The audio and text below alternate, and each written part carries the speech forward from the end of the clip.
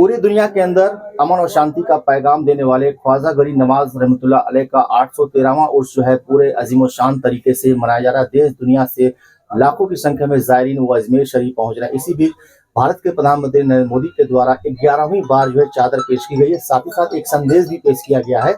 इस वक्त हमारे साथ चिश्ती फाउंडेशन के चेयरमैन और अजमेर शरीफ दरगाह गद्दी नशीन सैयद सलमान चिश्ती साहब मौजूद हैं। हम उनसे जानेंगे कि पीएम का क्या संदेश है। सर, पीएम ने जो संदेश भेजा है वो हमारे दर्शकों को बता दें। आदाब, सलाम और बहुत बहुत दुआओं के साथ हाजी सैयद सलमान चिश्ती गद्दी नशीन दरगाह अजमेर शरीफ चेयरमैन चिश्ती फाउंडेशन। और जैसा कि कल 4 जनवरी 2025 को आदरणीय प्रधानमंत्री नरेंद्र मोदी जी की तरफ से एक चादर, बड़ी ही खूबसूरत चादर दरबार अजमेर शरीफ में पेश की गई, अकीदत के साथ, अदब के साथ और पूरी मान्यताओं के साथ। जो यहाँ के रसूमात हैं, केंद्रीय मंत्री श्री किरण रिजिजू साहब के साथ जमाल सिद्दीकी भाई और तमाम जो एक प्रतिनिधिमंडल यहाँ पे साथ में आके उन्होंने चादर पेश करी। चादर पेश करने के बाद जो लाखों ज़ायरीन यहाँ पे मौजूद थे उनके लिए उनके सामने आदरणीय प्रधानमंत्री जी का संदेश पढ़ा गया।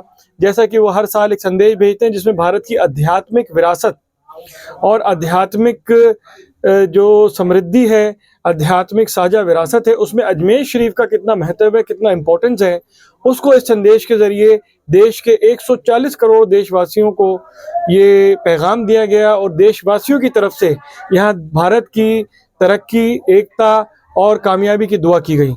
तो आपके पैगाम में जो सबसे ख़ास बात यही थी कि श्री नरेंद्र मोदी की तरफ से जो पैगाम आया उसमें आपने कहा, गरीब नवाज के 813वें उर्स मुबारक के अवसर पर दुनिया भर में उनके अनुयायियों और अजमेर शरीफ में आए सभी श्रद्धालुओं को हार्दिक शुभकामनाएं।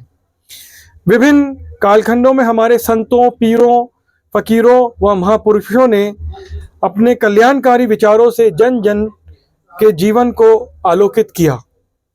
इस कड़ी में ख्वाजा मोइनुद्दीन चिश्ती के लोक कल्याण व मानवता से जुड़े संदेशों ने लोगों पर अमिट छाप छोड़ी है और उनके प्रति विश्व भर में लोगों की गहरी आस्था है। समाज में प्रेम एवं सौहार्द को बढ़ाने के लिए समर्पित उनका जीवन आदर्श हमारी पीढ़ियों को निरंतर प्रेरित करता रहेगा। उनके वार्षिक उर्स का उत्सव लोगों के आपसी जुड़ाव को सशक्त करने में बड़ी भूमिका निभाता है। मुझे विश्वास है ये अवसर लोगों को देश व समाज की बेहतरी के लिए हर संभव कार्य की प्रेरणा देगा। वार्षिक उर्स के अवसर पर दरगाह शरीफ के लिए चादर भेजते हुए मैं ख्वाजा मोइनुद्दीन चिश्ती को नमन करता हूं और उनसे देशवासियों की प्रसन्नता व समृद्धि की कामना करता हूं। नरेंद्र मोदी, नई दिल्ली, पौष 12 शक सावंत 1986, 2 जनवरी 2025।